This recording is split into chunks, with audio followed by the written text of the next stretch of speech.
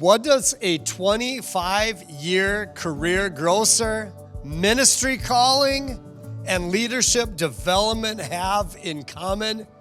Well, stick with me today on this journey and you'll find out. Hey everyone, my name is Denz and I have the honor of serving on the leadership team with the Harvest Network, a network of churches and ministries and Christian leaders.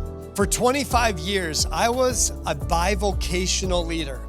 I had a career working in an upscale grocery store by day, and I was fulfilling, I felt like, my calling in ministry by night. I was involved in helps ministry, music ministry, youth ministry for nearly 8 years, and even pastoring without any pay for many years. But I wrestled with how God would ever use the two, my career and my calling, how God would use those two together. There was a season that I felt like these two things, my career and my calling, had nothing in common. But when I looked back, God had his hand in everything, and I'm so glad I stayed the course. You see, I had a 25-year career in the grocery industry that was filled with leadership development, leading to, out of those 25 years, nearly 18 years of my career was me serving as the training and development specialist. I actually have the name badge that I had when I was on staff at this grocery store, and literally my title on my name badge says training specialist. I was in charge of serving as the training and development specialist for all new hires of a 5,000-person company based in Minneapolis, Minnesota. I was part of an organization in my career that valued training and development. And I learned how critical training and development were to the people's success and the larger mission of the team and organization. Well, fast forwarding from my career to just a few years ago, in 2022, Mac Lake spoke to the Harvest Network and spoke a message, a powerful message about the ministry of leadership development. And I was on board right away. You see, I had seen firsthand in my career setting how leadership development and training works. But now I wanted to see it work to a whole nother level in my calling, in my church, and in my ministry. And I believe that all of us deep down have that desire. You see, I'm convinced our effectiveness in life-giving ministry will be directly tied to our effectiveness in leadership training and development. You see, our stage place always comes out of our secret place as a leader.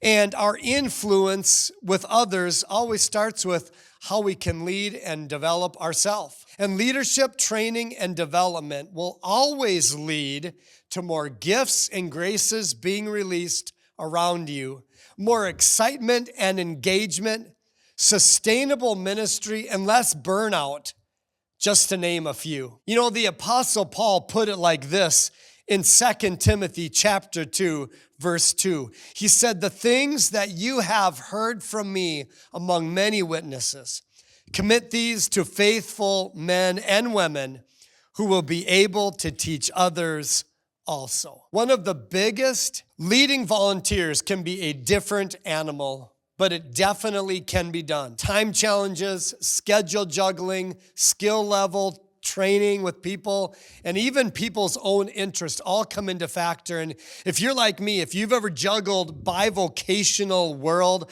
as I did, it can be a challenge in and of itself. And then when you think, developing others, where am I going to fit that in? That can sometimes feel so overwhelming.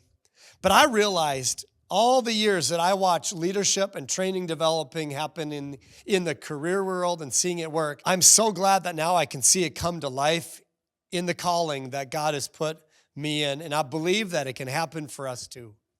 You see, if we learn how to add value to people as we develop them, we will win the development battle and the training and the leadership goals, one battle, one day at a time. So where do we start when we juggle everything? Where do we start when it comes to leadership developing?